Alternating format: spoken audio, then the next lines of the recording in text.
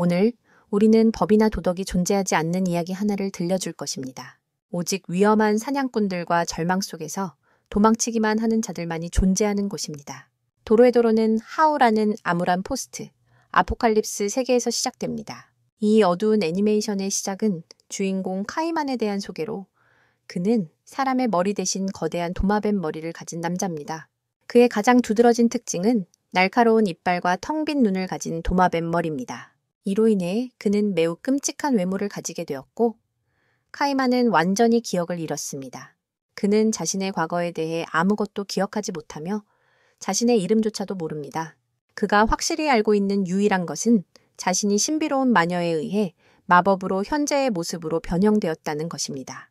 이 저주는 그의 외모를 바꿨을 뿐만 아니라 그의 기억을 잃게 만든 원인이기도 하다. 카이만은 혼란과 분노 속에서 살아가야 했다. 그는 자신이 하우에서 얼마나 오래 살았는지, 변하기 전에는 무엇을 했는지조차 기억하지 못한다. 카이만은 젊고 강인한 여성 니카이도와 함께 일하고 살고 있으며 그녀는 헝그리 버거라는 일본식 만두 가게를 운영한다.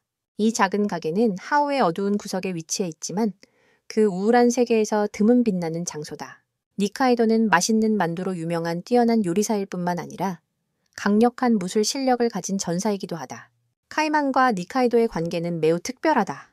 그들은 친한 친구이며 니카이도는 적대적인 이 세계에서 카이만이 가진 유일한 친구다.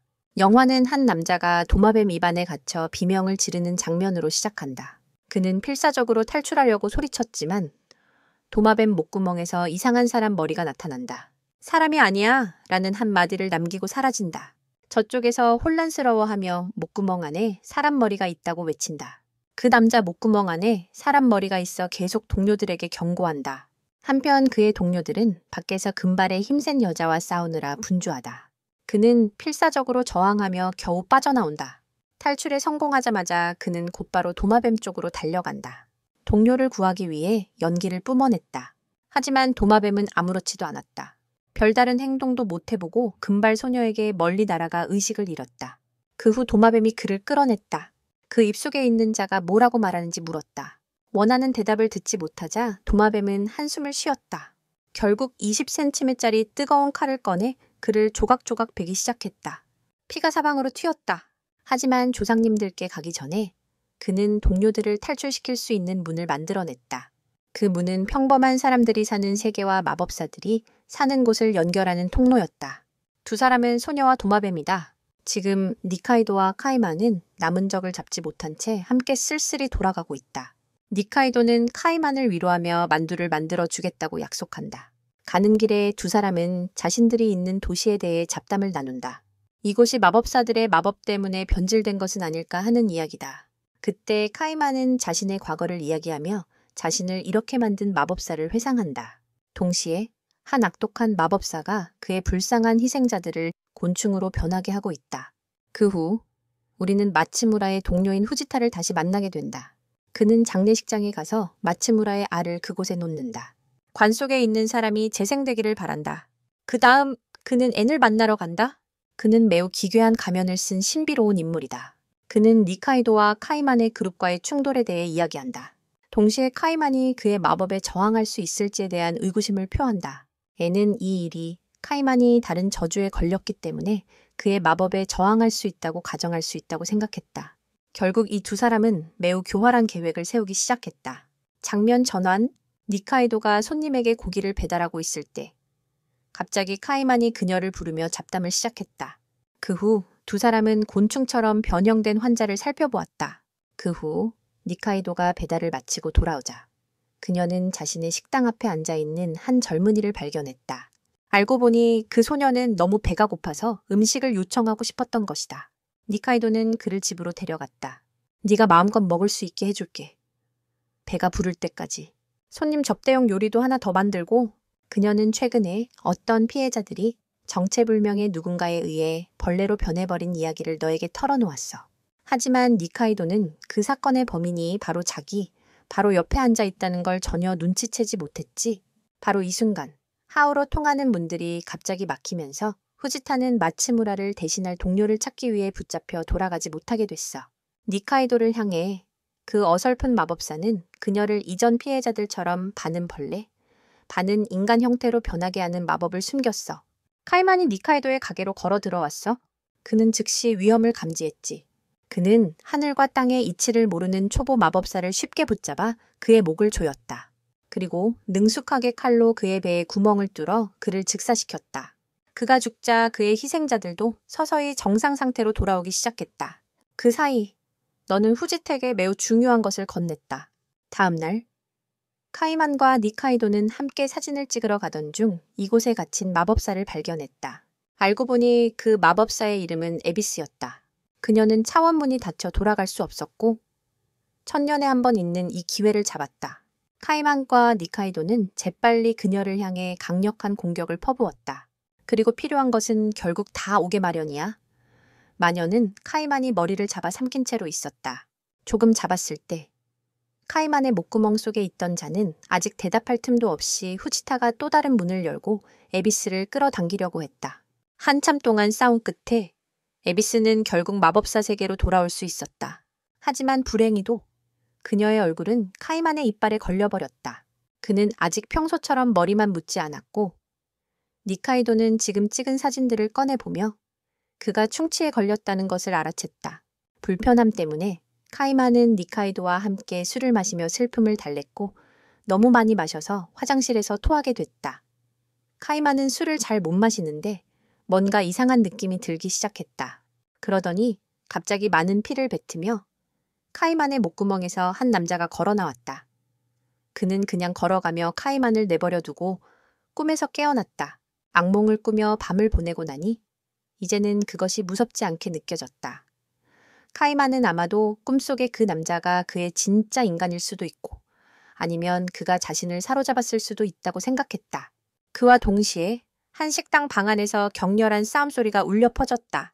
여기서 두 명의 건장한 남자가 다른 무리와 무술교류를 벌이며 피가 사방에 흩어져 끔찍한 광경이 되어 보는 이들을 공포에 떨게 했다.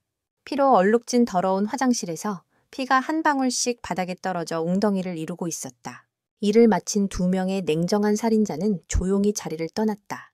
그들은 신과 노이라고 불리며 마법사의 세계에서 우리는 막대한 권력을 쥔 마법사 앤을 알고 있다. 그는 앤스 패밀리라는 거대한 범죄 조직의 수장이다. 이 자는 세상의 모든 것을 버섯으로 변하게 하는 능력을 가지고 있으며 거대한 사업 제국을 운영한다. 마츠무라의 보고서에서 카이만에 대해 들은 후 앤은 마법사들에게 잠재적 위협임을 깨달았다. 생각한 끝에 그는 자신의 유능한 암살자 2명, 신과 노이를 하우로 보내 문제를 조사하고 해결하기로 결정했다. 신과 노이는 앤을 위해 일하는 전설적인 암살자 듀오다. 신은 마법 연기로 모든 것을 자를 수 있는 능력이 있고 노이는 모든 상처를 치유하는 능력을 가졌다. 둘 다 강력하고 매우 위험한 마법사들이다. 이번 임무는 신과 노이가 카이만을 찾아 제거하는 것이다. 이제 우리는 카이만을 따라가 보자. 그가 니카이도의 가게에 도착했을 때 그녀는 이미 가게 문을 닫고 도시락을 남겨두었다. 이를 본 카이만은 급히 니카이도의 집으로 달려가 안부를 물었다. 니카이도는 자신이 조금 피곤하다며 대수롭지 않게 넘겼다. 그녀는 카이만에게 마법사들의 세계에 대해 이야기했다. 니카이도 집을 떠난 후 카이만은 자신이 아르바이트하는 진료소로 돌아갔다. 의사 선생님과 카드게임을 몇 판 하고 마법사들의 연기로 오염된 비에 대해 이야기를 나눴다. 별일 없이 시간을 보내며 점심까지 시간을 보냈다. 카이만은 한쪽 구석에 앉아 점심을 먹기 시작했다. 몇 입 먹자마자 아까 그 의사가 쓰레기 봉투 하나를 옆에 던져주며 카이만에게 처리하라고 했다. 중얼거리며 소각장으로 걸어갔다. 카이만은 그 쓰레기 봉투가 마법사 한 명이 변한 모습임을 깨달았다. 다시 한번 노이와 신이 다른 악당들의 소굴에서 싸우고 있는 모습을 따라간다. 두 사람은 여기 유일한 마법사가 노인 라름감이라는 사실에 대해 이야기한다. 도착하자 신은 노인의 방 문을 열고 들어간다. 노인은 두 사람을 올려다보며 중얼거리는데 그가 동생의 사람인 줄 알았다. 왜 연기 냄새가 안 나지? 노인은 불쾌해하며 일어나고 신에게 제대로 한판 붙자고 덤빈다. 한편 카이만은 마법사였던 쓰레기 봉투와 대화하고 있다. 그 쓰레기 봉투는 계속해서 신 카이만에게 자신을 죽여달라고 애원한다. 진료실을 나서자 카이만은 불쾌감을 느꼈다. 그곳을 나와 그는 니카이도 집으로 가서 도시락을 돌려주고 함께 먹으라는 초대를 받았다. 신과 노인은 큰 쓰레기 봉투를 들고 있었고 그 안에는 노인의 시체가 담겨 있었다. 전화가 울렸다. 그는 전화를 받고 신과 노이가 가져온 노인 쪽으로 다가갔다. 그는 노인에게 물어보았지만 노인은 미친 듯이 웃고 소리쳤다. 그때 후지타는 에비스와 함께 방금 있었던 끔찍한 사건 이후 쇼핑을 하고 있었다. 한참 후에 후지타와 에비수는 노이와 신과 함께 물건을 정리한 후 그와 함께 식당으로 들어갔다. 주문을 한 후 그는 두 암살자에게 새로운 지시를 내리기 시작했다. 이번 임무는 그들이 함께 카이만이라는 신의 적을 제거하는 것이다. 모두 함께 의논하며 다가올 목표에 대해 연구했다. 그는 변신 능력이 있는 두 명을 더 불러 카이만과 니카이도를 흉내내게 했다. 하지만 그들은 모두 가짜였고 그에게 다가와 목숨을 노렸다. 하지만 쉽지 않았다. 그는 다가가서 재빠르게 처리했다. 다음 날 니카이도와 카이만은 함께 어느 가게에 들러 길을 묻고 간단히 식사한 뒤 조금 더 이동했다. 그들은 매우 허름한 곳에 도착했다. 니카이도는 뭔가를 사러 갔다가 길을 막고 강탈하려는 무리와 마주쳤다. 그녀는 재빠르게 한 명씩 쓰러뜨려 그들이 빨리 저승으로 가게 만들었어요. 그러던 중 니카이도는 마녀들이 모이는 장소의 명함을 하나 찾았어요. 카이만은 바 카운터로 다가가 의심스러운 사람을 찾았지만 그 사람이 아니었어요. 그를 끝내려던 찰나 니카이도가 말리며 카이만의 얼굴을 바꿀 수 있는지 물어보고 자신도 점을 봐달라고 했어요. 결과는 꽤 암울했지만 두 사람은 아직 카이만에게 저주를 건 자를 찾으러 계속 나설 수 있었어요. 어둡고 거대한 묘지에서 경고가 울려 퍼지고 많은 사람들이 무기를 준비하고 있었어요. 승려들이 곳곳에서 연부를 외우기 시작했어요. 오늘은 위험한 날. 죽은 자들의 밤이에요. 진짜가 있어야 돌을 넘을 수 있다. 노이와 신은 함께 식사하며 다시 하우에 갈 준비를 한다. 하지만 신과 노이는 꽤 늦게 시작해서 후지타가 급히 찾아 나서야 했다. 그 후 세 사람은 앤에게 가서 얼굴을 회복하고 에비수를 치료했다. 그 후 네 사람은 하우로 향해 출발했다. 같은 시각에 니카이도와 카이만은 두 사람이 함께 상점가를 산책하고 있다. 자정이 되자 좀비들이 일어나기 시작한다. 오늘은 좀비의 날이라 모두가 좀비 사냥을 하며 보상을 받을 수 있다.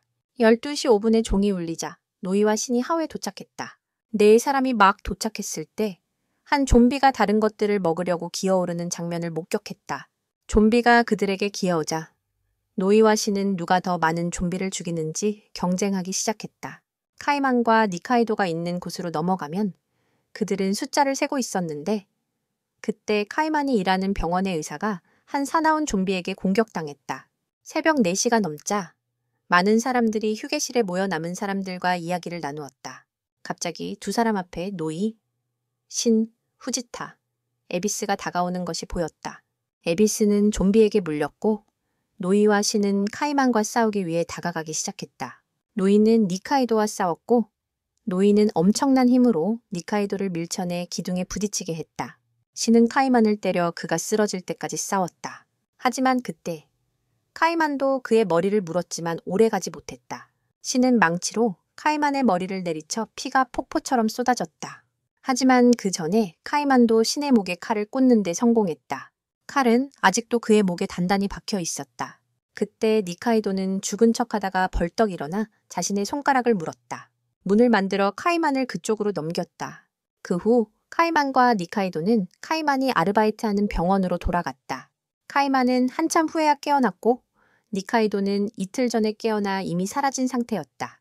의사도 카이만에게 니카이도의 비밀을 말했는데 그녀가 바로 마녀라는 것이었다. 하지만 그 말은 오히려 카이만을 더 의심하게 만들 뿐이었다. 니카이도의 식당에서 그녀는 자신이 마녀라는 사실이 들통나면 카이만에게 어떻게 될지 계속 걱정했다. 그때 문종이 울렸다. 카이만이 니카이도의 가게에 와서 다시 화해했다. 하우에서는 후지타가 에비스를 데리고 노이에게 도움을 청했다. 좀비에게 물린 후 에비스가 좀비가 되어 사람 고기를 갈망했기 때문이다. 노이는 좀비를 치료한 적은 없지만 좀비를 죽이는 방법은 많이 알고 있어서 손을 내밀었다. 다시 카이만 쪽으로 돌아가자. 니카이도와 대화 중일 때 의사가 카이만의 머리를 그에게 돌려주었다. 그걸로 해부해서 안에 뭐가 있는지 볼 수 있을 거라고 했다. 카이만가 머리를 들고 왔어. 길을 걷는 동안 자기 머리를 들고 가는 기분이 이상했어. 또 다시 카이만은 무의식 속의 골목에 들어갔어. 이전에 니카이도와 함께 여기 왔던 적도 있어. 멀리서 누군가가 계속 쳐다보고 있었어. 이번에도 같은 일이 일어났어. 멀리서 누군가 쳐다보고 있었는데 이번에는 머리가 없었어. 니카이도의 초인종 소리가 카이만을 현실로 데려왔어. 그녀는 카이만의 머리를 보러 왔어. 많은 일이 일어난 후 카이만은 자신이 누구인지 자문했다. 니카이도 카이만에게 할 말이 있었다. 처음에는 이 일이 일어나기 전 그녀는 자신이 착각했다고 생각했다. 그 일은 니카이도가 카이만을 처음 만난 날에 일어났다. 그때 그녀는 골목 곳곳에 널브러진 마법 피해자들의 시체를 치우는 일을 하고 있었다. 그러던 어느 날 바로 그 골목에서 키가 2미터가 넘는 머리 없는 남자의 시체를 발견했다. 그녀는 시체를 시체 보관 가방에 넣고 즉시 친구들을 불렀다. 하지만 돌아왔을 때는 시체가 사라지고 피가 묻은 발자국 몇 개만 남아 있었다. 그리고 그녀 앞에는 시체 가방을 쓴 남자가 조용히 골목 끝에서 걸어오고 있었다. 그가 바로 카이만이었다. 그때 그는 자신이 그 골목에서 기절했다고 생각했다. 니카이도는 누군가가 그 머리 없는 가방을 가져갔다고 생각했다. 하지만 결국 새로 머리가 난 가방은 분명 카이만의 것이었다. 이야기를 들은 후 카이만은 자신의 머리를 해부하기로 결심했다. 어쩌면 그 안에서 비밀을 조금 풀 수 있을지도 몰랐다. 수술실에서 수술이 시작되자 니카이도는 모든 과정을 지켜보았다. 먼저 뇌가 1.5kg입니다. 무게와 외형은 일반 사람의 뇌와 다르지 않습니다. 목구멍 부분을 열었을 때 갑자기 불이 꺼졌습니다. 카이만과 니카이도는 비상 전원을 찾으러 밖으로 나갔습니다. 갑자기 그는 니카이도와 떨어졌습니다. 그 골목에서 느꼈던 그 감각이 다시 나타났습니다. 갑자기 누군가가 카이만 뒤에서 그 머리를 잡았습니다. 그가 돌아보자 불이 다시 켜졌습니다. 더 놀라운 건 카이만의 머리가 사라졌다는 것이다. 카메라를 확인한 결과 그 그림자는 의사였다. 그는 머리를 돌려달라고 요구했지만 의사는 왜 그의 머리를 탐냈을까? 사실 의사 뒤에 누군가가 있었다. 결국 카이만의 머리는 사라졌다. 기억, 진짜 얼굴과 이름은 아직도 미지수다. 카이만은 도시를 걸어간다. 모든 것이 검은 연기에 뒤덮여 있다. 하지만 그는 조만간 그 연기가 사라질 것이라고 믿는다. 이 에피소드의 시작은 앤과 신당 비부가 하늘을 나는 장면이다. 수많은 고풍스러운 탑을 지나간다.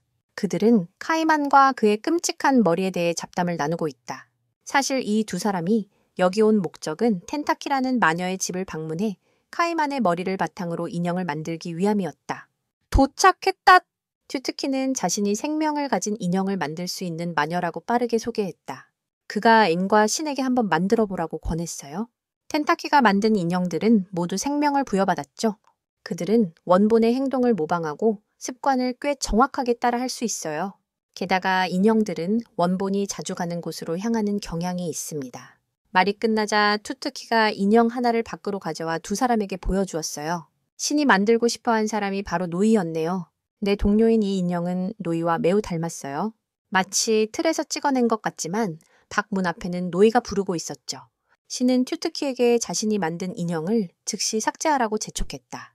그 후 네 사람은 튜트키의 부엌으로 들어가 그가 어떻게 그렇게 사실 같은 인형을 만들었는지 알아보려 했다. 부엌에 들어서자 신과 앤은 이미 카이만의 목에 있는 사람과 똑같은 인형을 만들어냈다. 그 후 앤, 신, 노이, 후지타, 에비수의 5사람은 그 인형을 따라갔다. 그들은 인형과 함께 옷을 사러 가고 식사를 하러 가고 전철역에 오르기도 했다. 그들은 작은 집으로 따라갔다. 집주인에게 물어본 결과 원본은 이미 1년 전에 사라졌다는 것을 알게 되었다. 그 후 후지타와 에비수는 그의 방을 샅샅이 뒤졌지만 결국 아무것도 발견하지 못했다. 그러다 에비스가 어떤 금고를 발견했는데 인형이 갑자기 미쳐서 금고를 빼앗으려는 사람과 싸우기 시작했어. 하지만 금고를 빼앗은 후 그들은 그것이 원본의 머리라는 것을 알게 되었고 즉 그 입속의 괴물이 이미 오래전에 죽었다는 뜻이었어. 다른 파티에서 앤, 신, 노이, 후지타, 에비스가 함께 참석했어. 이 파티는 앤이 자신의 동료를 찾고 죽은 자들을 부활시키는 마법사를 보기 위해 열린 거야. 그들은 마법사가 한 사람씩 부활시키는 걸 보고 있었는데 한 남자가 에비스에게 관심을 가지고 그녀를 잡으려 했어. 부활 장면을 본 후 앤은 신과 노이에게 장비를 챙기고 일을 준비하라고 했어. 신이 무슨 일을 해야 하냐고 묻자 앤은 부활 능력이 있는 그 마녀를 동료로 만들어야 한다고 말했어. 수년 동안 앤은 자신의 동료가 될 적합한 마법사를 찾기를 간절히 바라고 있었어. 사실 앤은 시간을 조종하는 마법사를 찾고 싶었지만 지금이라도 있는 게 없는 것보다 낫지. 그때 에비스가 끼어들어 신이 화장실에 가게 됐어. 신과 노이의 임무는 부활한 그 여자 하인의 놈을 처리하는 거야. 에비스는 화장실을 다녀온 후 한 그림자에게 이끌려 방 하나로 끌려갔어. 그는 그녀를 방에 들여보내고 검은 가루가 든 술잔을 건넸어. 그러자 그녀는 갑자기 미쳐서 연기를 뿜어내며 그 남자가 대응할 틈도 없게 만들었지. 잠시 후 에비스는 몰래 빠져나와 연기로 가득한 방에 그 남자를 남겨두었어. 다른 한편 노이와 신은 함께 부활 마법사를 돕기 위해 그곳으로 향하고 있어. 그녀를 앤의 부하로 만들고 싶다고 말했다. 하지만 그 전에 그들은 그녀가 어떤 검은 가루를 사용해 죽은 자를 부활시킨 것을 보았다. 혼란스러워한 후에야 진짜 부활시킨 존재가 바로 마법사가 치마 밑에 숨겨둔 짐승이라는 것을 알게 되었다. 결국 앤이 그 짐승을 입양하게 된다. 다음 날 앤은 새 애완동물에게 먹이와 잠자리를 보여주고 있었다. 이름을 모기버섯이라고 지었다. 그 자리에서 앤과 신은 카이만이 누구인지 그리고 카이만과 어떤 연관이 있는지에 대해 이야기했다.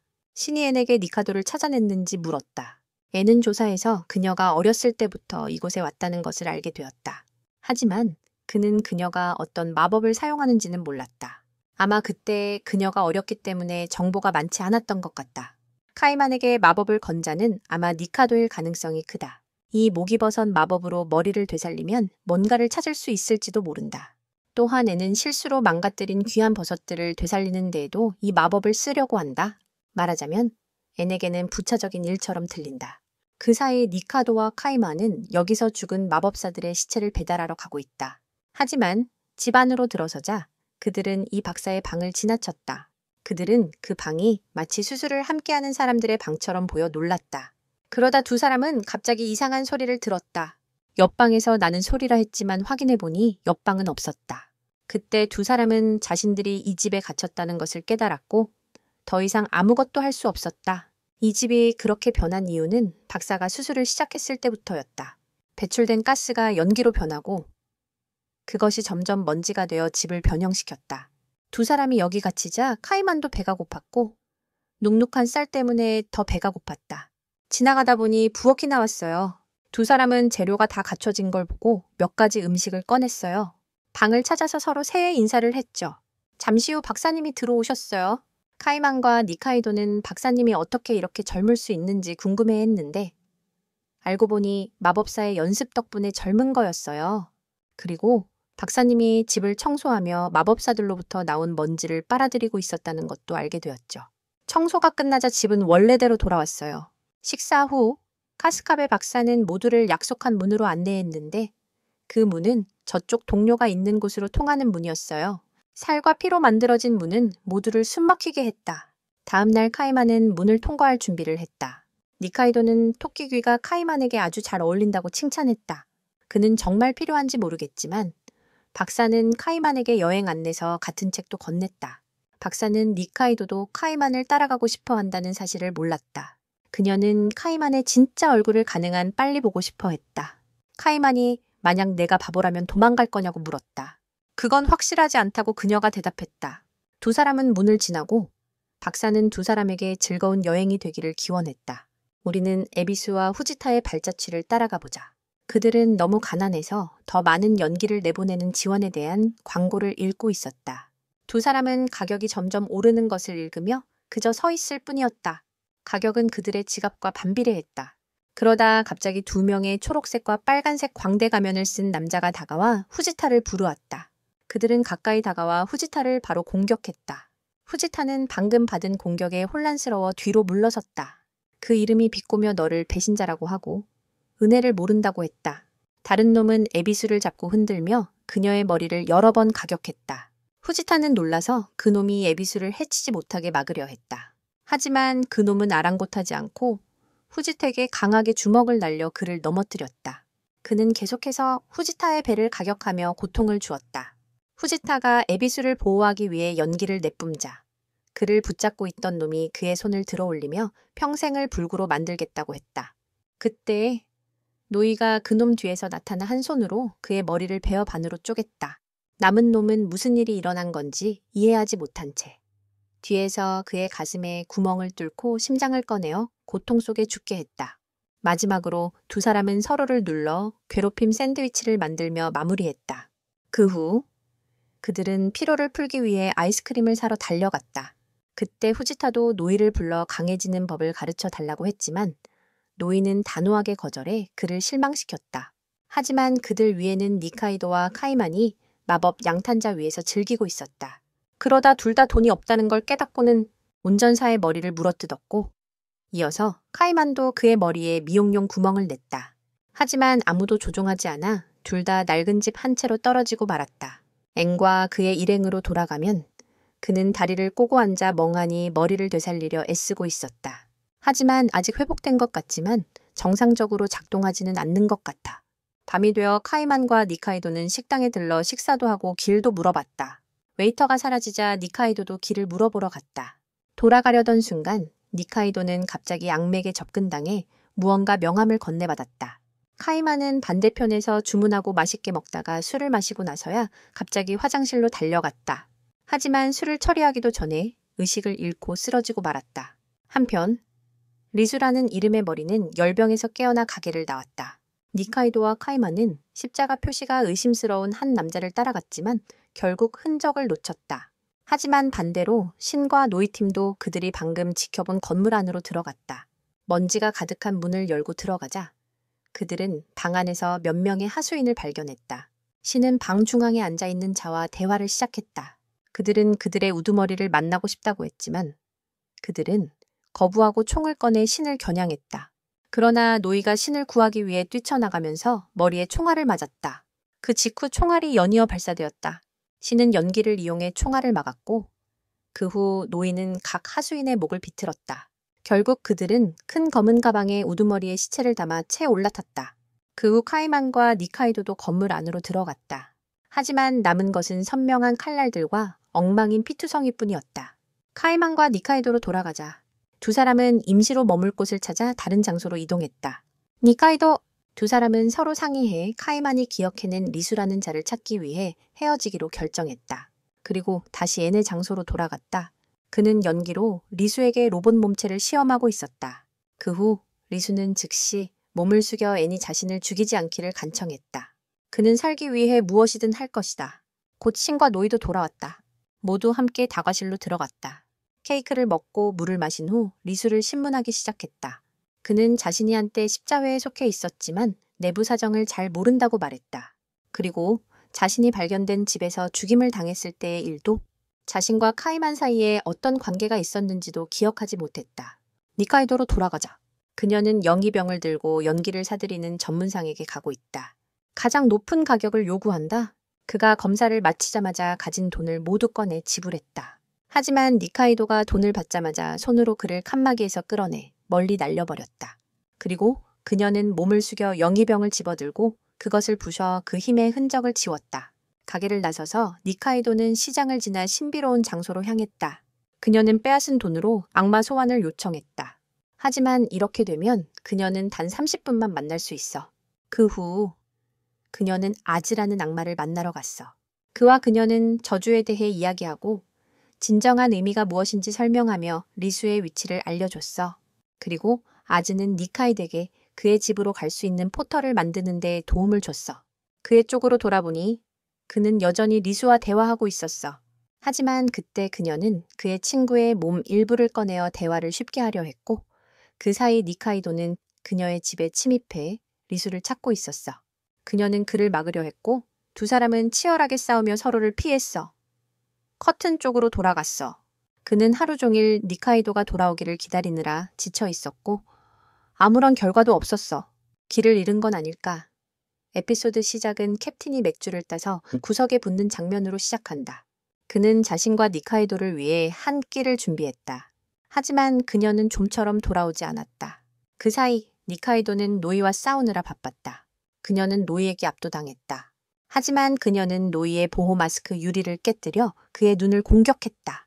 맞아서 혼란스러울 때쯤 니카이도는 이미 도망친 상태였다. 장면이 다른 쪽으로 전환된다. 앵과 신, 그리고 다른 사람들은 침입자가 니카이도라는 것에 대해 논의하고 있었고 그들은 또 다른 쪽에 있었다. 리수는 옛 친구와 함께 유리 우리 안에 갇혀 있었다. 그는 계속 문을 두드렸지만 열리지 않자 결국 옛 친구에게 돌아가 자신을 죽인 사람이 누구인지 물었다.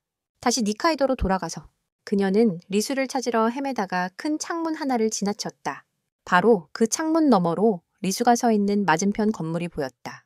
그녀는 큰 창문을 깨기로 결심했다. 힘껏 날아가서 반대편으로 넘어갔다. 그때 앵과 신이 말했다. 후지타와 에비스도 리스를 찾으러 급히 달려왔지만 유리 깨지는 소리가 들렸다. 니카이도는 창문을 발로 차 부수어 유리 조각이 사방으로 튀었다. 그녀는 바닥에 쓰러졌다가 재빨리 일어나 한 손으로 리스를 끌어당겼고 그때 앤도 재빨리 달려와 다른 손으로 그를 붙잡았다. 두 사람은 각각 한 손으로 리스를 붙잡고 있었고 아직 놀라기도 전에 앤은 니카이도에게 얼굴에 한 방 맞았다. 그 직후 화가 난 이안은 통제를 잃고 많은 연기를 내뿜어 방 안에 버섯이 터져나와 밖으로 쏟아졌다. 방 안에 있는 사람들은 마법에 걸려 거대한 버섯들이 몸 곳곳에서 자생하기 시작했다. 니카이도 쪽도 그곳에서 뛰쳐나왔지만 적지 않은 양의 마법에 걸렸다. 레레가 임시 거처에 도착했을 때 그녀의 등에 큰 버섯이 자라났다. 카이마는 소리를 듣고 즉시 밖으로 뛰쳐나갔다. 그녀를 방으로 데려가 치료하고 그 버섯을 잘라냈다. 앵과 신, 노이 쪽으로 돌아가자. 노이가 막 뛰어왔을 때 방이 산산조각 나 있는 것을 보았다. 버섯이 하늘로 쏟아져 나왔다. 신의 사람들은 절반 이상이 버섯에 감염되었다. 후지타는 머리 위에 3개의 버섯이 자라고 있었고 에비스는 그녀보다 3배는 큰 버섯 아래에 꽉 끼어 있었다. 노이는 신을 구해 후와 함께 돌아가도록 급히 마법을 사용했다. 우리는 카스카베 박사가 카이만과 함께 일하는 의사와 앉아있는 모습을 본다.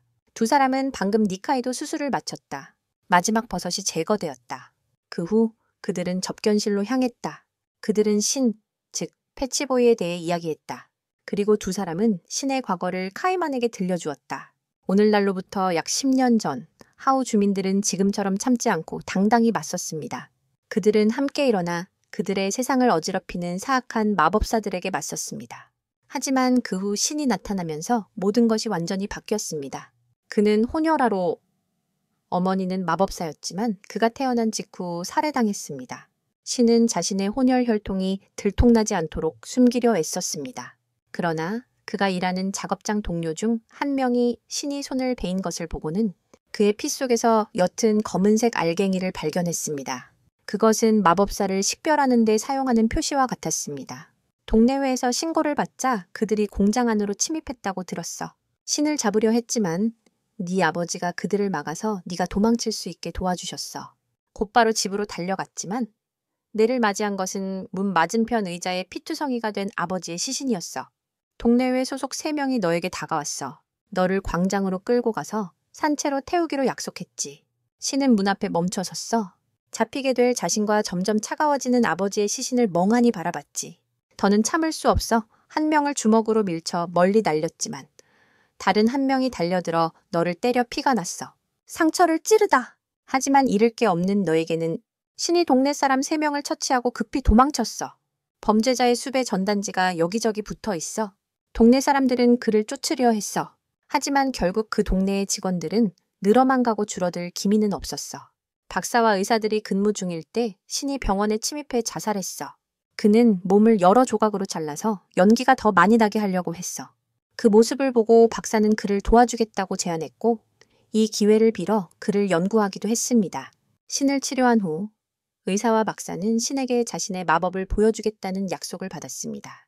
하지만 몇 시간 후 병원은 마을회 사람들로 가득 찼습니다. 한 사람 한 사람이 여러 조각으로 찰려 있었지만 아직 생명은 있었습니다. 아마도 이것은 신의 마법 때문인 것 같습니다. 그의 작은 물건 하나가 병원 전체를 환하게 만들기도 했습니다. 나중에 각 멤버들이 떠나면서 회는 해산되었습니다. 그 이후로는 아무도 마법사들에게 맞서지 않았습니다. 니카이도에게 돌아가자. 그녀는 방 안에 누워 있었다. 중얼거리며 창문 밖을 바라보다가 키 큰 한 그림자가 밖에서 그녀를 뚫어지게 쳐다보고 있는 것을 보고 깜짝 놀랐다. 바로 그때 카이만과 의사, 박사가 들어와 그녀에게 음식을 건네며 방금 전 광경을 목격했다. 잠시 대화를 나눈 후 그들은 그녀가 쉴 수 있도록 나갔고 동시에 악마가 니카이드에게 준 명찰을 꺼냈다. 박사는 그것이 악마의 통행증일 것이라고 추측했다. 걷던 중 카이만은 갑자기 니카이도 방에서 비명소리를 들었다. 알고 보니 누군가 그녀를 납치한 것이었다. 카이만이 급히 그를 쫓았지만 그는 이미 익숙한 골목으로 달려가 그 하숙으로 도망쳤다. 카이만은 망설임 없이 하숙으로 뛰어들었다. 뛰어내려 조금 달리다가 그는 단단한 껍질을 가진 거대한 바퀴벌레에 걸려 넘어졌고 카이만은 그저 빠르게 달릴 수밖에 없었다. 하지만 곧 그는 하수구 물속에 떨어지고 말았다. 눈앞에는 물에 불어난 시체 더미가 있었다. 카이만은 급히 기어오르려 애썼다. 그것들이 실종자들의 시체임을 깨달았다. 막 올라왔을 때 방금 전에 흰 바퀴벌레가 공격해 어깨살을 한 입 물었다. 그는 납치범을 쫓기 위해 급히 달려갔다. 도착했을 때 그는 니카이도 몸을 뒤져 무언가를 찾고 있었다. 카이만이 다가가 그를 때리려 하자 그는 그를 붙잡기 위해 그 벌레를 불러냈고 자신의 목적이 검은 구슬을 모으는 것임을 밝혔다. 이상하게도 니카이도 몸에는 구슬이 없었다. 그는 마법사가 되기 위해 그 검은 구슬을 수집하고 있었다. 그러다 카이만의 검은 구슬을 빼앗으려 다가왔다. 그는 곧바로 그의 다리를 베고 그 벌레를 내쫓았다. 그는 겨우 속삭이길. 카이만이 도마뱀이 되기 전과 니카이도가 그곳에 있었던 것을 본 적 있다고 했다. 하지만 카이만이 더 묻기도 전에 그는 소금을 팔러 가버렸다. 지상으로 돌아와 모두 함께 다시 진료실로 향한다. 후지타와 에비스로 돌아가면 두 사람은 지금 마츠무라의 묘를 방문하고 있다. 우울해하던 중 앤에게서 박물관 한 곳으로 오라는 연락을 받는다. 그는 매우 흥미로운 것을 발견했다며 모두에게 보여주고 싶어 했는데 그것은 에비스의 연기였다. 그는 그 아이의 연기가 그들에게 무언가 도움이 될 수 있을 거라 생각했다. 앤을 만난 후 후지타는 카이만을 찾기 위해 하우로 돌아가기로 결심한다. 후지타가 지나가자 에비스도 한참 망설이다가 문이 닫히기 전에 재빨리 뛰어나와 후지타와 함께한다. 에비스를 막을 수 없었던 후지타는 그녀와 함께 하우 사람으로 변장하기 위해 준비하기로 했다. 자신이 이렇게 해야 할지 고민하던 중 그들은 카이만을 광고 전단지에서 다시 만났다. 그 전단지는 그가 이곳에서 열리는 축구 경기에서 출연한다는 내용이었다. 카이만은 교자 만두를 먹고 있는데 낯선 사람이 자신을 칠신이라고 소개하며 가게에 들어왔다. 그는 들어오자마자 니카도와 그녀의 가게에 대해 걱정하는 표정을 지었다. 먹는 것을 좋아하는 카이만은 그의 표정에 별로 신경 쓰지 않았다. 그는 그가 자신의 교자를 먹어버릴까 걱정할 뿐이었다. 칠신은 니카도에게 몇 마디 칭찬을 하며 기회를 잡았다. 그 순간 그는 카이만의 주목을 끌어 성공적으로 그에게 각인되었다. 잠시 후 의사가 들어왔다. 그는 스트레스를 풀기 위해 맥주와 소시지를 주문했다. 물어보니 모든 것에는 그럴 만한 이유가 있다고 했다. 오늘 의사가 우울한 이유는 다가오는 축구팀의 한 명이 부족하기 때문이다. 카이만은 한 명이 부족해도 괜찮다고 위로했다. 하지만 축구팀은 반드시 9명이 있어야 하므로 그는 후지타와 에비스를 위해 의사를 기쁘게 해주기 위해 참여하기로 했다. 두 사람은 의사와 함께하지 않는 상대팀을 찾았다. 그들은 평화병원 쪽 사람들로 선택하고 준비가 끝난 후였다. 마침내 두 사람은 평화그룹에 안정적으로 자리 잡았다. 카이만 쪽에서는 자신을 공격했던 흰 튀김벌레가 박사와 함께 있는 것을 보고 충격을 받았다. 하지만 그 벌레는 박사가 조종할 수 있게 되어 더 이상 통제 불능 상태가 되거나 무작위로 사람을 공격하지 않는 것 같았다. 결국 몇 명이 더 합류한 후 박사와 그 일행은 축구 경기에서의 위치와 계획에 대해 논의하기 시작했다. 그리고 사레엔 팀으로 돌아와 신과 노인은 도망친 리수의 위치를 찾고 있었다. 논의 중에 한 부하가 들어왔다. 에비스의 연구 진행 상황을 보고했지만 어쩐 일인지 그가 넘어졌다. 노이 쪽으로 향하던 연기병이 깨졌다. 평화팀과 중앙팀의 경기가 곧 시작된다. 후지타와 에비스가 경기장에 나왔고 두 팀이 경기를 준비하고 있다. 에비스가 밖에서 응원하고 있고 첫 번째 투구는 후지타가 던진다. 하지만 타자는 마츠무라다. 마츠무라는 이미 죽었지만 박사에 의해 인조인간으로 재생되었다. 그 후 후지타는 경기 후에 마츠무라를 데려가 모기에게 그를 부활시키게 하는 계획을 생각해냈다. 인조인간임에도 불구하고 마츠무라는 매우 잘 친다. 정말 대단하다. 그 후 경기는 평소처럼 계속되었다. 두 팀이 한 점 한 점 치열하게 다투고 있다. 경기가 매우 긴장감 넘쳤다. 그 후 상대팀 감독이 공에 맞아 피를 흘리는 사고가 발생하자 후지타는 그 틈을 타 에비수와 마츠무라를 데리고 마법사 세계로 돌아갔다. 앤의 집으로 돌아오자마자 그들 앞에는 피투성이의 저택이 있었다. 그 후 죽어가는 경비원이 그들 뒤에서 쓰러졌다. 후지타가 상황을 이해하기도 전에 에비수가 발작을 일으키기 시작했고 그녀의 머리는 점점 더 단단해졌다. 몸이 통제되지 않으며 노이도 별로 나아지지 않았다. 에비수의 영이 속에 검은 가루가 섞여 있었기 때문에 노이가 그것에 닿자 그녀는 반인반파 충류로 변해버렸고 몸은 보라색으로 변하며 공격적으로 변했다. 노이는 자신을 통제할 수 없게 되어 신을 잔인하게 공격하기 시작했고 그로 인해 그는 고통을 느꼈다. 노이의 꼬리가 당신을 조르자 당신은 더 큰 고통을 느꼈다. 노이에게 가까이 다가갈 기회를 얻자 당신은 맨손으로 노이의 목구멍을 찔렀다. 하지만 배를 뚫리는 공격을 당해 장기가 밖으로 튀어나왔다. 애는 밖에 서서 그저 안타까워하며 둘을 비밀 장소로 데려갔다. 괴물 같은 이름의 자를 가둔 채 하지만 노이를 구할 수 있었다. 약을 만들고 생물의 장기 한 조각을 넣은 후 그는 당신에게 아름다운 추억을 떠올리게 했다. 그 후 그는 노이에게 만든 약을 먹이고 자신의 힘으로 완성시켰다. 마침내 노이는 다시 살아나 예전처럼 정상으로 돌아왔다. 노이의 깜짝 놀람이 있었고 후지타와 에비수에게 돌아갔다. 마츠무라가 갑자기 후지타를 세게 밀쳐내고 에비수를 제어하지 못한 채 머리를 잡아당겼다. 그녀는 큰 양의 연기를 내뿜으며 복도를 뒤덮었다. 바로 그 후 에비수는 공룡 같은 존재로 변해 마츠무라의 몸을 찢어버렸다. 그 후 에비수는 다시 정상으로 돌아왔고 카이만의 입에 있는 남자가 누구인지 깨달았다. 결국 마츠무라의 고기를 후지타에게 돌려주었고 그는 비명을 질렀다. 후지타는 마츠무라의 마지막 고기를 부활시키기 위해 귀신에게 가져갔지만 잘 되지 않는 것 같았다. 그때 엔, 진, 노이, 후지타, 에비수, 초타가 모인 회의에서 그들은 에비수의 힘에 대해 논의하고 있었다. 그녀의 힘은 맞은 상대를 도마뱀으로 변하게 할 수 있으며 잘 조절하면 매우 유용할 수 있다. 어제 이후로 에비수는 자신에 대한 기억을 조금 되찾은 것 같아요. 초타는 카이만의 입에서 들은 사람이 있다고 말했어요. 바로 나를 방해한 그 사람. 카이만에게 돌아갔죠. 그는 니카이도에서 기호자 논을 맛보며 니카이도의 뒷모습을 바라봤어요. 카이만은 자신 때문에 니카이도가 이렇게 심하게 다쳤다는 사실에 매우 안타까웠어요. 식당을 떠나면서 카이만은 니카이도에게 오랫동안 작별 인사를 했어요. 중앙병원 쪽으로 가면서 니카이도는 의사에게 약을 받으러 가는 김에 카이넨에게 음식을 가져가기로 했어요.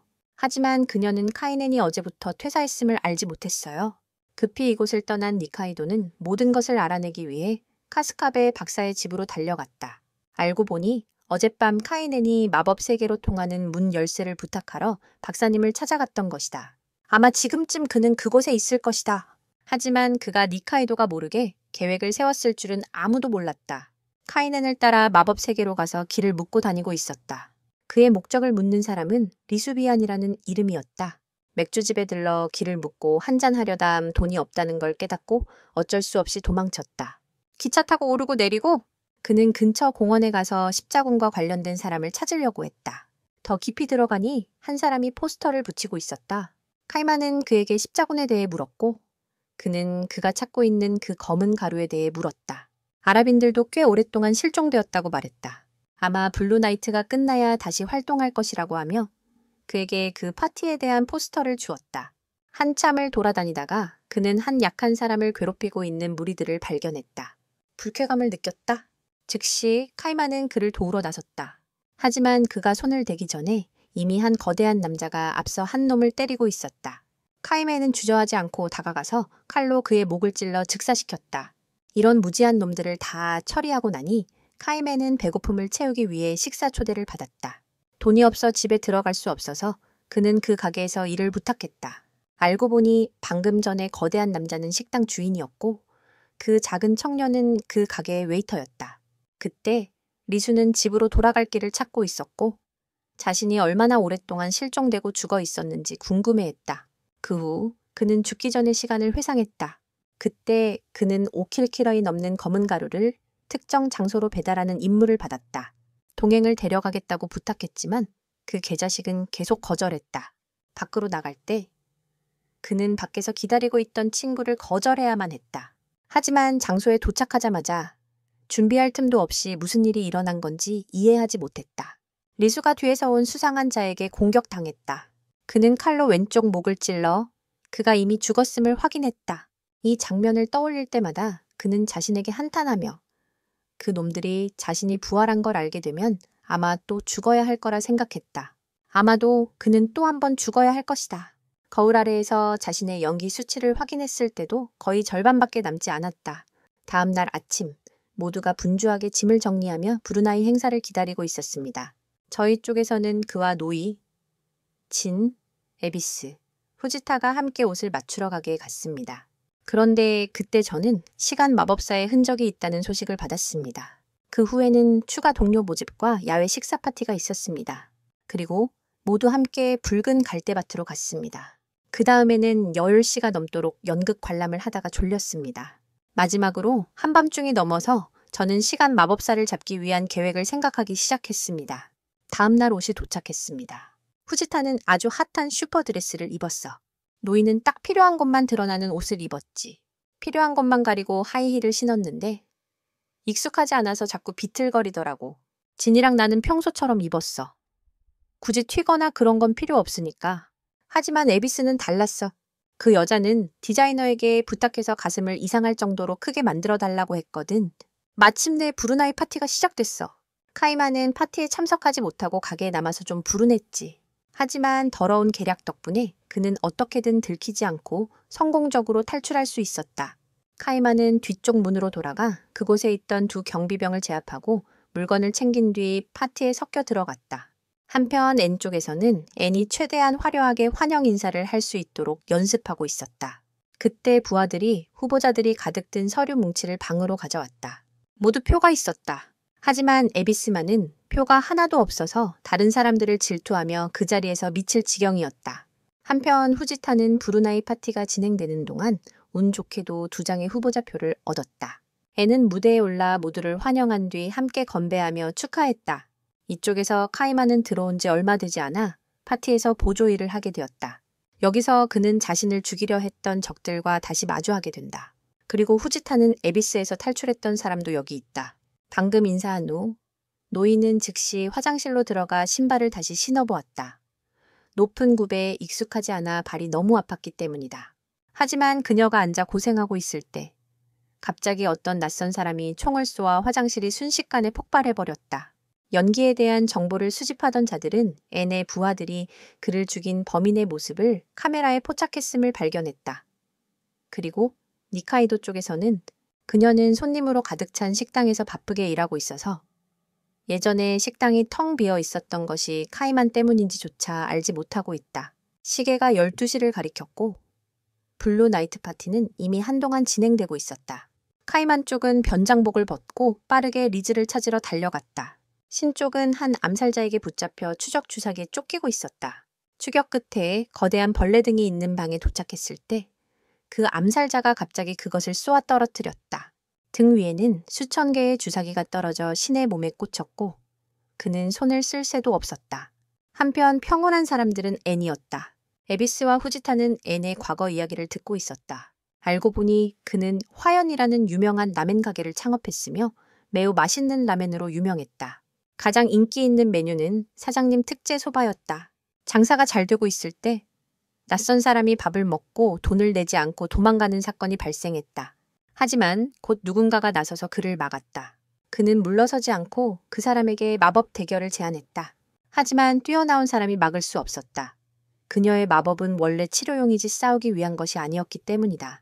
하지만 그 사기꾼의 손이 너무 심하게 다친 것을 보고 그녀는 그가 곧 쓰러질 듯한 푸른 손을 치료해 주었다. 그리고 그녀는 싸우고 싶으면 주먹을 쓰라고 말했지만 말이 끝나자마자 그 남자는 망치로 그녀를 한 대 쳐서 쓰러뜨렸다. 그녀는 쓰러진 채로 아직 시작도 안 했다고 불평했다. 그 남자는 급히 내가 이겼다고 외치며 손을 치료해줘서 고맙다고 말했다. 사실 그 두 사람은 노이와 신이었어요. 처음 만났을 때부터 두 사람은 서로를 싫어했죠. 얼마 후 N은 새 청소부를 고용했는데 그 사람이 바로 신이었어요. N이 이유를 묻자 신은 단지 먹을 것을 원했고 한 사람을 다시 만나고 싶었다고 답했어요. N의 사촌이 악마 수련 중이라는 이야기를 나눈 후 신과 노이는 다시 만나게 되었죠. 그때 N은 식당 구석에서 식사 중이었고 신은 함께 앉아 먹자고 부탁했어요. 노이는 함께 앉은 사람이 예전에 밥을 빼앗던 그 녀석이라는 사실에 놀랐고 신이 앤의 청소부가 된 것도 알게 되었죠. 신도 자신이 싸웠던 상대가 남자가 아니라 여자라는 것과 노이가 악마 수행을 하러 갔다는 사실을 알게 되었어요. 노이가 악마가 될 시간은 다가오는 블루 나이트까지입니다. 그렇게 노이는 공식적으로 악마가 되지만 더 이상 신을 만날 수 없게 됩니다. 그러던 중 우울하게 대화하고 있을 때 갑자기 두 마녀 사냥꾼이 나타나 연막탄을 쏘아 라멘 가게가 폭발해버립니다. 신과 노이는 멀리 날아갑니다. 신은 노이에게 다치지 않도록 멀리 도망가라고 소리칩니다. 며칠 후면 그녀는 공식적으로 악마가 되니까요. 하지만 노이는 듣지 않고 결국 두 사람은 각자 한 명씩 처리합니다. 노이는 파란색 피부의 남자의 머리를 돌로 부수고 신은 주사기를 든 남자를 조각조각 찢어버립니다. 그러나 머리가 부서진 남자가 갑자기 일어난 신과 노이를 향해 총을 쏘지만 피할 시간이 없었습니다.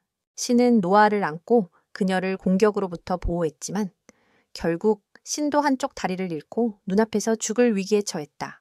소금을 팔기 전에 그는 노이에게 그녀가 자신의 손을 치료해준 것에 대한 보답을 하겠다고 속삭였고 그 후 곧 죽게 되었다. 노이는 신이 자신의 품에서 쓰러지는 모습을 보고 더 이상 악마가 되고 싶지 않아 신을 구하기 위해 마법을 사용했다. 그러자 갑자기 한 악마가 나타나 노이의 수련이 더 이상 유효하지 않다고 선언했다. 하지만 노이는 신경 쓰지 않았다. 그 후 얼마 지나지 않아 신과 이는 다시 그 이야기를 나누었다. 이때 이인은 여전히 과거를 회상하며 신에게 또 다른 청소부를 맡겼고 그 사람이 바로 에노이였다.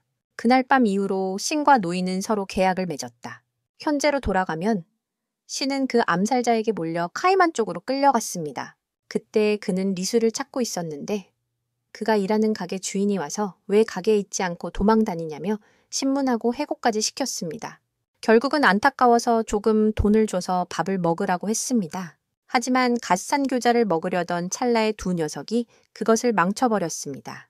카이만은 자기 교자를 망친 두 녀석에게 화가 났고 그들은 카이만을 멀리 날려버리기 위해 또 다른 폭탄을 던졌습니다. 하지만 곧 카이만의 주인도 와서 그 두 녀석을 처리하는 데 도왔습니다. 그 후 그 녀석은 가게 주인에게 얼굴을 맞아 부서졌습니다. 카이만은 칼을 사용해 그 녀석의 팔을 베고 그가 스스로 폭발하도록 했습니다. 남은 이름은 웨이터에게 거대한 고기 파이로 만들어졌다. 리수는 연기가 가득한 창고에 침입해 자신이 원하는 종류를 찾으러 갔다. 하지만 그는 끝에 있는 상자 하나에 주목했다. 그가 그 큰 상자를 열자마자 연기가 가득 차서 리수가 쓰러지고 말았다. 모든 것을 무시하고 상자에서 빠져나와 결국 후지타의 자리로 갔다. 그는 여기서 지원자를 기다리고 있었지만 아무도 오지 않았다. 뒤에서 한 사람이 낡은 가방을 사서 그것을 입고 다가왔다. 그는 아이카와를 찾아야 할 목적이 있었지만 가는 길에 카이난과 서로의 목소리를 알아차리고 돌아보았다. 하지만 카이만도 주인에게 빨리 잡혀가서 신경 쓰지 않았다. 다음 날 아침, 후지타와 에비스가 노이와 다시 놀러왔다. 두 사람은 노이와 함께 신을 찾으러 갔다. 그들은 행사장으로 돌아왔고 노이의 강아지는 계속해서 한 가방과 거대한 고깃빵을 향해 짖었다. 에비스와 강아지는 그 고깃빵을 먹으러 달려갔고 노이는 신이 어디에 있는지 몰랐다. 하지만 노이가 앉아 쉬려고 했을 때 신이 들어있는 가방 위에 앉았다. 노이는 신을 발견하고 기뻐하며 후지타의 동료에 대해 물었다. 알고 보니 두 건의 신청서 중 하나는 아무도 자신을 신청하지 않을까봐 자신이 직접 보낸 것이었다. 하지만 에비수는 후지택에 그녀의 지원서를 꺼냈다. 처음에는 농담인 줄 알았지만 진짜라는 것을 알고 계약을 맺고 그에게 돌아갔다. 그는 니카이도에 대해 다시 조사하고 있다. 그는 그녀가 시간의 마녀라는 것을 깨달았다. 그 후 너는 인형을 꺼내고 그 인형의 입에서 버섯을 꺼내 니카이도 인형에 넣었다. 다른 한편에서는 니카이도와 의사가 있다. 박사와 다른 사람들이 축하하고 있을 때 갑자기 니카이도가 퍼지더니 그녀의 등에 괴물이 자라났다. 버섯 괴물이 나타났고 그것은 빠르게 막으려 했지만 결국 괴물은 의사를 진짜 버섯으로 만들어버렸다. 다른 사람들도 거의 그런 상황이었어. 그 후 니카이도는 아쿠마 아스가 남긴 일종의 가면을 사용할 수밖에 없었어. 니카이도가 그것을 사용해야만 무사히 내려올 수 있었어. 니카이도는 힘껏 발로 차서 괴물을 쓰러뜨렸어. 그로부터 피가 서서히 퍼져나가면서 마법 세계로 가는 큰 문이 열렸어. 하지만 그곳에는 앤과 다른 사람들이 그녀를 기다리고 있었고 카이만에게 돌아갔어. 그는 웨이터와 이야기를 나누고 있었지만 갑자기 많은 아쿠마가 사방에서 날아와 그를 놀라게 했어. 애는 방금 전에 니카이도를 붙잡았던 버섯 괴물을 이용해 그녀를 신문하려고 했어. 곧바로 아쿠마들이 날아와 시간 마법사에게 명함을 건넸다. 니카이도. 그리고 애는 모두 아쿠마들의 장소로 가서 계약서에 서명했다. 그들은 그녀에게 몸을 정화하라고 강요했고 마지막으로 노이가 니카이도의 상처를 치료했다. 결국 앤과 니카이도도 서로 계약을 맺을 수밖에 없었다. 노이와 신 쪽은 두 사람 모두 한마음으로 계약을 체결했다. 다음 날은 앤의 동료에 관한 뉴스가 나왔다. 니카이도가 점점 신문과 방송에 등장하며 보는 이들을 잠시 멈칫하게 만들었다. 분명 그들은 한때 서로 적대적이었던 사이였기 때문이다. 하지만 한편으로는 카즈캅의 의사와 나머지 사람들이 완전히 박살이 났다. 박사는 고생하다가 결국 조금 쉴 수 있게 되었다. 그 후 박사는 니카이도 방으로 위로하러 가기 위해 높은 곳으로 올라가려 했고 카이만 쪽으로 따라갔다. 그는 피로 가득한 옷을 입고 집에 갇혀 있었다. 손을 씻으러 복도를 지나가다가 갑자기 바닥에 물이 넘치는 문을 만났다. 그냥 지나치려던 찰나. 근처에 전화기가 울렸고 전화를 받으러 가자 수화기에서 이상한 소리만 들렸다. 그 직후 방금 열렸던 문이 열리고 카이만은 깜짝 놀라서 깼다. 깨어나니 다시 잠들 수가 없었다.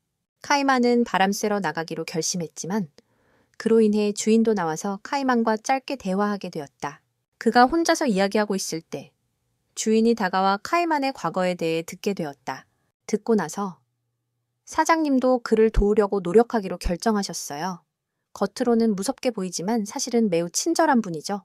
다음 날 사장님과 카이만은 마법사 세계의 감옥에 갔어요. 탐바 씨도 그 죄수를 만나게 해주겠다고 약속했거든요. 그 죄수도 카이만이 찾고 있는 글자 모양의 흔적이 있었으니까요. 하지만 자제력을 잃은 카이만은 그 죄수의 머리를 물어버렸고 그 결과 그가 자신에 관한 어떤 단서를 가지고 있다는 걸 알게 됐어요. 하지만 카이만이 뭔가 하기도 전에 그 죄수의 시간은 다 됐어요. 커다란 악마가 입을 벌렸고 그 입 안에서는 사람들이 밧줄로 죄수의 목을 졸라 끌어당기고 있었어요. 카이만은 그를 붙잡으려 애썼지만 실패했고 남은 것은 두 다리뿐이었어요. 정신을 차린 후 한 악마가 다가왔어요. 바로 아수가 와서 카이만에게 니카이도가 그녀의 저택에 갇혀 있고 위험에 처해 있다고 알렸어요. 카이만은 그녀를 구해달라고 간청했다. 집에 돌아오자마자 카이만은 니카이도를 구하기 위해 즉시 준비를 시작했다. 새로운 보스는 카이만을 막으려 했고 그 남자의 힘과 도시 전체가 버섯으로 변한 사건에 대해 경고했지만 카이만은 듣지 않고 계속 나아가려 했다. 그러나 곧 새 보스가 앤서니의 저택에서 빵집을 열 것이라는 소식을 듣고 카이만은 천천히 멈추고 마이클 잭슨으로 분장했다. 그와 동시에 카즈캅의 교도소에서는 갑자기 작은 바퀴벌레가 들어왔다. 즉시 그것은 교수에게 길들여진 흰색 바퀴벌레와 친해져서 손목과 문을 여는데 도움을 주었다. 하지만 박사가 니카이도를 불러 함께 탈출하려고 했을 때 그녀는 이미 다른 곳으로 끌려가고 말았다. 니카이도가 있는 곳에서는 그녀가 앉아있고 앤과 한 악마가 그녀와 아스의 가면에 대해 이야기하는 것을 듣고 있었다. 그 후 그녀는 새로운 모습으로 모든 사람들 앞에 나타났다. 후지타는 니카이도를 붙잡는 것에 반대했지만 앤은 그를 무시하고 그 원한을 잊으라고 말했다. 후지타는 에비수와 함께 저택 밖으로 나가 그녀에게 자신의 슬픔을 털어놓았다. 하지만 그 순간 카스카베와 나머지 일행이 앤의 저택 근처에서 감자 판매를 강탈했다. 후지타가 저항하려 했지만 상황은 좋지 않았다. 정리할 틈도 없이 신과 노이가 달려왔다. 모든 일이 예측할 수 없는 방향으로 흘러가기 시작했다. 카스캅의 의사는 신에게 처참하게 맞았다. 오른손을 잃고 죽어서야 그가 자신의 은인이었음을 깨닫고서야 멈출 수 있었다. 노이는 아이를 열심히 때리다가도 멈춰서 멍해졌다. 후지타는 깊이 한숨 쉬며 오늘은 정말 운이 없는 날이라며 니카이도 쪽을 바라봤다. 그녀는 초타라는 남자에게 불려갔지만 문을 열자마자 볼링공에 맞아 머리에 구멍이 났다. 그 후에는 탁 한 차도 마셨다. 그 뒤 그녀는 앤 곁에 있으면 매우 위험하다는 이유로 괴롭힘을 당했다는 사실을 알게 되었고 앤의 과거 이야기도 들었다. 그는 태어나자마자 부모님이 버섯으로 변했다. 그 후 납치되어 9년간 연기 공장에 팔려갔고 강에 버려진 뒤 지옥까지 떨어졌다. 하지만 어떻게든 그는 여전히 살아남았다. 구출되었을 때 그는 작업장으로 뛰어들었다. 그와 같은 처지에 있던 사람들을 구출했다. 그로부터 그는 더 많은 친구를 사귀고 더 많은 권력을 얻었다. 그러다가 가장 강력한 마녀들이 사냥당하고 살해되는 사건들이 발생했다. 그 피해자들 중에는 그의 친구와 부하들도 있었다. 조사를 통해 그 십자가 표시가 있는 살인자의 위치를 알게 되었다. 하지만 방심으로 인해 노이와 신은 그의 손에 찔리고 칼에 맞아 거의 죽을 뻔했고 두 사람의 피가 튀어 큰 복도 전체가 붉게 물들었다. 나는 아직 길 위에 있었고 마침내 그 십자가 살인마가 있는 곳에 도착했어. 결국 아무도 무슨 일이 일어났는지 몰랐어. 내가 그를 처리한 후 도시 전체가 크고 작은 수백만 개의 버섯으로 뒤덮였거든. 하지만 결국 내가 거리를 걷고 있을 때 아까 죽었던 그 살인마가 머리 없이 내 앞을 지나가는 걸 봤어. 영화가 끝난 직후 나는 방 안으로 들어갔어. 왜 영화가 계속될 수 없었는지 이야기했어. 나는 6년 전 이날로 돌아가서 그 머리 없는 자의 진실을 밝히고 싶었거든. 그때 카이맨 쪽에서는 카이맨 4명, 탐바, 웨이터 형, 그리고 다른 한 명이 함께 와서 빵을 팔았어. 하지만 들키지 않으려고 카이맨은 몰래 탐바의 아내로 변장해서 들어갔어. 도착하고 나서 카이맨도 이 마을에 매우 놀랐어. 하지만 방금 차를 찾았는데 탐바의 적인 그의 옛 직원과 마주쳤습니다. 그 후 두 사람은 누가 더 많이 팔 수 있는지 내기하며 이곳에 제과점을 차리기로 했습니다. 하지만 다시 카스카베 쪽으로 돌아갔습니다. 모든 사람들은 치료를 받아서 건강해졌습니다. 신은 그들이 집으로 돌아가도록 설득하려고 노력했지만 그렇지 않으면 그는 매우 곤란한 상황에 처할 것이라고 말했습니다. 그때 신이 다른 사람을 돕는 것이 그의 취미냐고 묻자 카스카베는 웃으며 아니라고 대답했습니다. 그는 연구하는 것에만 관심이 있다고 하니 정말로 변한 게 없었습니다. 다시 카이만으로 돌아갑니다. 물건을 옮기고 있을 때 갑자기 웨이터가 니카이도 사진이 신문에 나온 것을 보여줘 카이만이 충격을 받았다. 알고 보니 그녀는 앤, 노이, 그리고 다른 사람들과 함께 여기 와서 양쪽 빵 가게의 빵을 심사하는 심사위원이었다. 탐바와 다른 사람들은 빵 준비를 모두 마치고 손님만 오면 되는 상황이었다. 하지만 시작하자마자 아스카의 가게 앞에 남자들이 때로 몰려들었다. 그러나 심사위원들이 맛을 보자 반응은 완전히 달랐다. 한쪽은 앤이었다. 후지타와 함께 빵에 매료된 듯했고 노이는 니카이도와 에비스는 계속해서 혹평을 했다. 하지만 조사해보니 그건 마법으로 만들어진 것이었다. 그녀는 빵을 만들기 위해 엔조라는 괴물을 만들어냈다. 밖에서 카이마는 주인이 아무것도 안 하냐고 물었다. 탐바는 아스카가 주인에게 마법을 너무 많이 걸어 주인이 이미 면역이 되었다고 알고 있었다.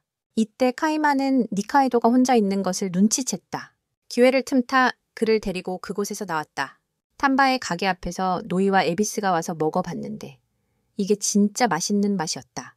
물론 탐바가 아스카 쪽에 특별한 레시피로 빵을 만들었기 때문에 마귀를 조종할 수 있었음에도 불구하고 하지만 결국 그녀는 힘이 다해 더 이상 괴물을 유지할 수 없게 되었다.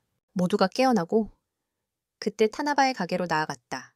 그는 고기 만두를 주문하고 먹으면서 이곳의 상점 주인이 타나바라는 것을 확정했다. 차를 정리한 후 아스카 가게는 몰래 사라졌다. 그리고 카이만은 니카이도를 끌고 이곳에서 벗어나려 했지만 니카이도는 카이만의 손을 뿌리치고 멈추려 했다. 카이만이 왜 그렇게 했냐고 묻자 니카이도는 그저 함께 있고 싶다고 말했다.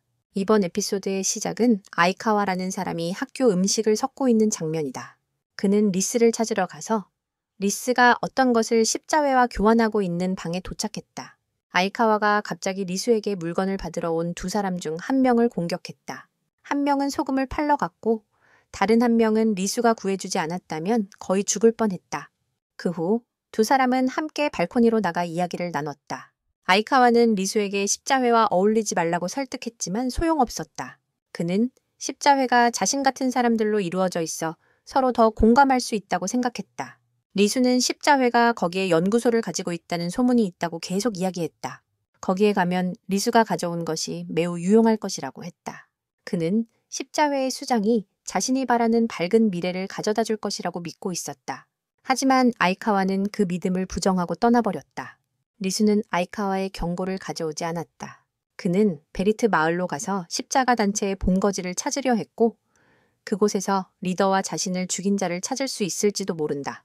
지금 카이만과 니카이덱에 돌아가면 니카이도는 카이만을 밀쳐내고 자신이 동생의 동료가 되었기 때문에 떠날 수 없다고 설득하려 했다. 하지만 카이만이 그녀를 데려가려 애쓰자 니카이도는 어쩔 수 없이 카이만에게 반격을 했다. 니카이도는 계속 공격을 했고 카이만은 방어만 할 뿐이었다. 한참 동안 아무런 성과 없이 싸운 후 카이만은 니카이도의 얼굴에 정통으로 주먹을 날려 그녀를 멀리 날려버렸다.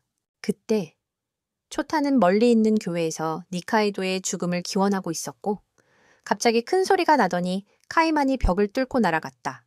넘어져서 코끼리 머리 전체에 깔렸다. 니카이도가 멈추라고 애원했을 때 그녀는 오히려 더 공격했고 결국 그를 깊은 교회 안쪽으로 날려버렸다.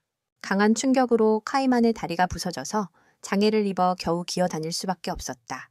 니카이도는 구멍 입구 위에 서서 도망치면서 주변을 두리번거렸다. 카이만은 거울 하나를 발견했는데 이상해 보였지만 의외로 쓸모가 있었다. 그 거울은 그의 목구멍 안에 있는 머리를 반사했고 나중에 니카이도 쪽에서 보였다. 니카이도가 카이만을 찾으러 가던 중 낯선 남자가 칼로 그녀의 경합골을 베어 조상님들 곁으로 보내버렸다.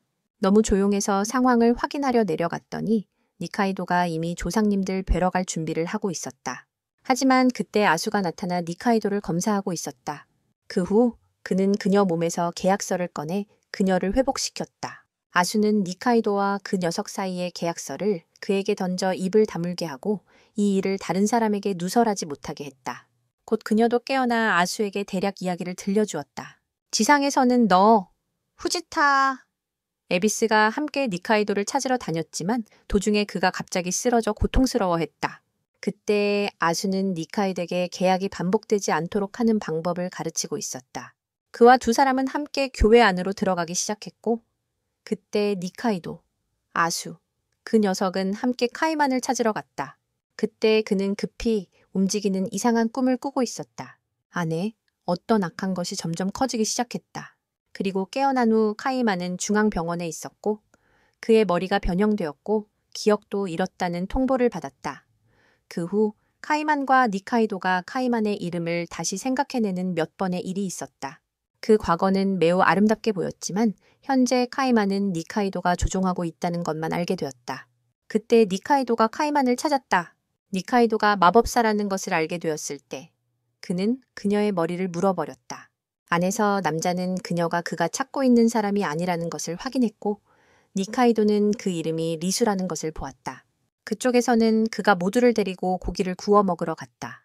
박사님, 당신이 그가 없는 사이에 방에 몰래 들어간 것이 맞습니까? 박사가 맞다고 확인했습니다. 그는 처음 보는 순간 거대한 성의 구조가 이상하다고 느꼈습니다. 노출을 피하기 위해 마이는 모두를 후방으로 데려가겠다고 했습니다. 니카이도는 모두에게 구하려고 하지 말라고 조언했습니다. 니카이도가 밖으로 나간 후 그녀는 카이만의 목 안에 있는 사람이 리수라고 말했습니다. 그렇다면 그에게 저주를 건 사람은 바로 그 사람입니다. 아수는 지금 그가 베리트라는 마을에 있다고 전했습니다. 카이만은 아수가 자꾸 나타났다 사라지며 조금씩 정보를 주는 것에 짜증이 났습니다. 차오타는 아수는 매우 강력한 악마로 압도적인 힘을 가지고 있으며 모든 것을 알고 있다고 전했다. 그때 앤이 찾아왔다. 그는 그녀를 저녁 먹으러 오라고 불렀다. 아수는 카이만과 니카이도를 데려가는 포터를 만들었다. 하지만 카이만은 그녀가 자신에게 거짓말을 했기 때문에 여전히 화가 나 있었다. 그때 앤이 찾아왔기 때문에 니카이도는 그의 주목을 끌기 위해 나서야 했다. 모두 그 후 떠났다. 몇 분 전으로 돌아가면 아수가 두 사람을 포털 밖으로 강제로 내보냈다. 헤어지기 전에 아스는 그녀가 필요할 때 언제든 도와주겠다고 약속했다. 아스는 매우 강했지만 치다루마라는 장애물에 부딪혔다. 그는 그의 소환 명령을 무시할 수 없어서 니카이도를 따라가지 못했다. 니카이도가 사라질 때 앤에게 들키지 않도록 아스는 초타를 니카이도로 변신시켰다. 목소리부터 외모까지 완벽한 복제본이다. 이렇게 해서 그들은 앤과 심지어 치다루마까지 한동안 속일 수 있을 것이다. 처음에 초타는 자신이 싫어하는 사람으로 변신하는 게 끔찍했다. 하지만 지금 생각해보면 앤 곁에 있는 것도 나쁘지 않은 것 같아. 그리고 아수가 궁금한 게 하나 더 있는데 니카이도에게 칼을 꽂은 자는 어디로 도망갔을까? 니카이도와 카이만은 폐허로 옮겨졌다. 그들은 다른 악마들을 피해야 했다. 만약 그들이 그들을 발견하면 즉시 앤에게 알릴 것이다. 그들은 깊은 지하 통로로 내려가 그곳에 잠시 숨었다. 그곳에서 두 사람은 처음으로 서로의 속마음을 털어놓기 시작했다. 카이만은 니카이도가 뛰어난 마법사인 줄 몰랐다. 하지만 그녀는 자신이 가진 마법이 매우 희귀하다고 말했습니다. 그녀가 하우에서 인간으로 가장해야 했던 이유는 자신의 마법 때문에 친구를 잃었기 때문입니다. 그녀의 마법은 매우 위험합니다. 그래서 그녀는 더 이상 그것을 사용하지 않기로 했습니다. 그녀는 앤과 같은 자신의 마법을 추구하는 사람들을 피하고 싶었습니다.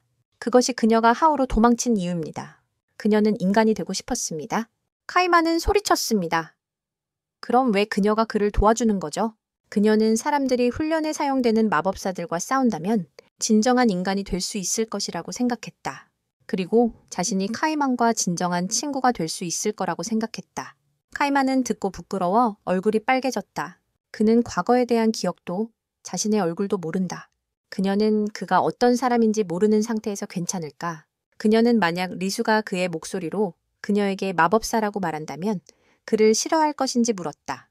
카이만은 그녀가 마법을 사용하지 않는다면 마법사가 아니라고 주장했다. 네가 마법을 쓰지 않겠다고 약속한다면 다시 생각해 볼게. 두 사람은 그 후에 새끼손가락을 걸고 약속했다. 애니메이션은 여기서 끝. 안녕.